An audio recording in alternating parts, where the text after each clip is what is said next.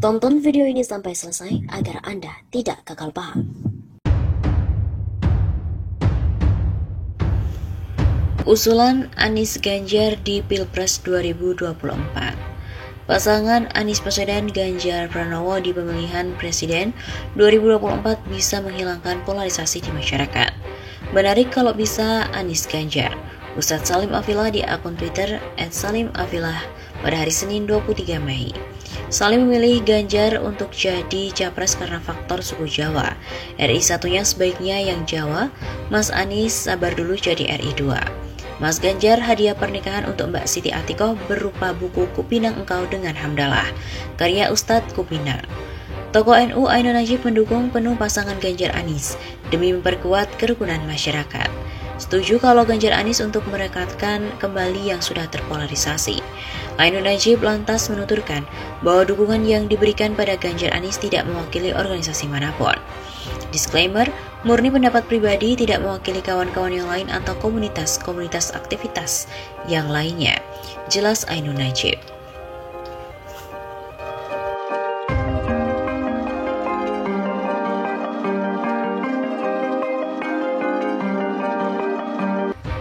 Tega banget paksaan pemilu 2024 mundur demi jegal Anies jadi presiden. Ketua Umum Jaringan Nasional Milenialis Pusat Muhammad Ramli Rahim menilai wacana penundaan pemilu akibat elektabilitas Anies Baswedan yang terus meningkat. Seminggu yang lalu, sebelum wacana penundaan pemilu 2024 mengemuka, saya bertemu dengan legislator dari Partai G. Beliau mengatakan elektabilitas Pak Anies luar biasa Pak Ramli. Bahkan ada survei yang hasilnya 45% untuk Pak Anies, hanya donaturnya melarangnya mempublikasikan angka itu. BB Ramli melalui keterangan tertulis yang diterima dari redaksi Fajar.co Minggu 27 Februari. Dia mengungkapkan pergerakan relawan Anies di berbagai daerah memang seperti tak terbendung. Terus bergerak dari satu provinsi ke provinsi lain, dari satu kabupaten ke kabupaten lain hingga ke pelosok desa. Apalagi survei terakhir Indonesia Political Opinion menemukan fakta bahwa Anies memang teratas dalam survei mereka. Jika dikerucutkan 5 nama, Anies Baswedan berada di posisi teratas dengan persentase 24,6%. Ucap Dedi dalam diskusi MNC Triwijaya Network Sabtu 26 Februari. Di posisi kedua ada sosok Prabowo Subianto yang mendapatkan elektabilitas sebesar 23,9%. Kemudian disusul Ganjar Pranowo 19,2%. Posisi keempat ada Agus Harimurti Yudhoyono atau AHY sebesar 7,3% dan posisi kelima ada Ridwan Kamil sebesar 5,1%. Ramli yakin pergerakan relawan Anies semakin menaikkan popularitas dan elektabilitas Anies Baswedan. Apalagi pergerakan itu terjadi secara organik tanpa dibiayai, bahkan mereka yang aktif mencari simpul-simpul relawan untuk Anies yang dimana relawan itu pun belum tentu tersambung dengan Anies Baswedan, apalagi direstui dan didanai. Tampaknya, elektabilitas yang semakin tinggi inilah yang membuat parpol kehabisan akal dalam upaya bersaing dengan tokoh non-parpol seperti Anies Baswedan. Rasa frustasi melingkupi mereka dan pilihannya adalah mencari cara untuk tidak berhadapan dengan Anies. Untuk itu, Ramli menganggap salah satu cara untuk tidak berhadapan dengan Anies adalah menunda pemilu dan memperpanjang masa jabatan presiden. Tentu saja ini banyak keuntungannya, selain tidak berhadapan dengan Anies yang tampaknya makin sulit dikalahkan. Perpanjangan masa jabatan presiden juga ikut memperpanjang masa jabatan legislator parpol di semua jenjang.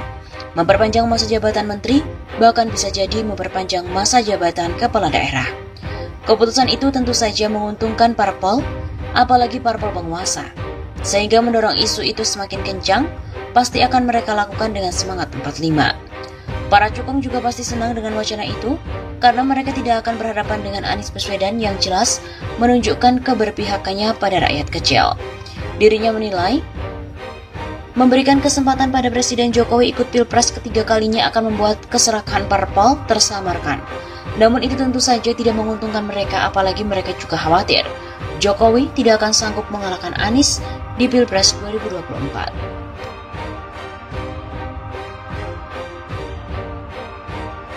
Anies Baswedan ungkap strategi jika terpilih jadi presiden di Pilpres 2024. Gubernur DKI Jakarta Anies Baswedan mengungkapkan sebuah strategi jika dirinya terpilih jadi presiden di Pilpres 2024. Dikutip dari redaksi Makassar Terkini, Hal tersebut diungkapkan dalam sebuah acara di TV One bersama dengan Karni Ilyas.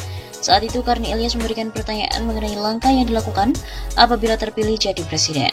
Ini Mas Anies kan dianggap sebagai salah satu calon yang potensial. Kalau Kang Emil, tadi saya masih tanya mau jadi gubernur DKI atau mau jadi presiden. Kalau Mas Anies ya udah disindir lah oleh banyak orang. Seandainya itu terkabul jadi presiden, Mas Anies mau bangun apa dulu? Ucap Karni Ilyas seperti dikutip dari redaksi Rabu 16 Februari. Kemudian Anies memberikan jawaban mengenai pertanyaan tersebut. Anies menjelaskan mengenai krisis.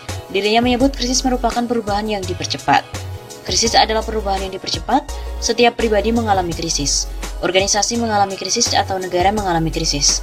Maka sesungguhnya dia sedang mengalami perubahan yang dipercepat, kata Anies Baswedan. Lebih lanjut, Anies menyebut krisis tersebut harus dimanfaatkan untuk melakukan perubahan yang dipercepat di berbagai aspek. Jadi kita harus memanfaatkan yang disebut sebagai krisis itu untuk melakukan perubahan-perubahan yang dipercepat di berbagai aspek. Dia kemudian juga menjelaskan bahwa strateginya adalah meningkatkan kualitas perekonomian Indonesia. Perekonomian kita turun, tapi perekonomian kita turun itu bukan salah hitung.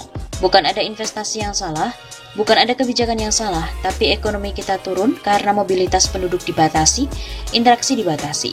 Sehingga transaksi yang sifatnya langsung itu turun, tapi transaksi yang tidak face-to-face mengalami lonjakan. Anies menyebut perlu melakukan penataan ulang perekonomian di Indonesia.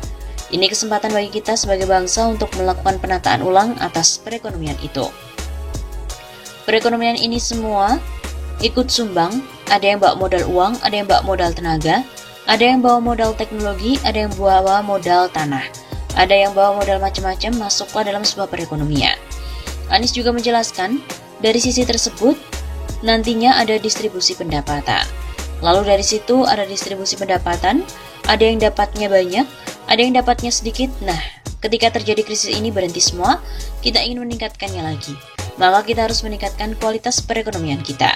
Bukan saja perekonomian yang berorientasi pada pertumbuhan yang cepat, tapi juga pertumbuhan yang berkualitas. Begitu ungkap Anies.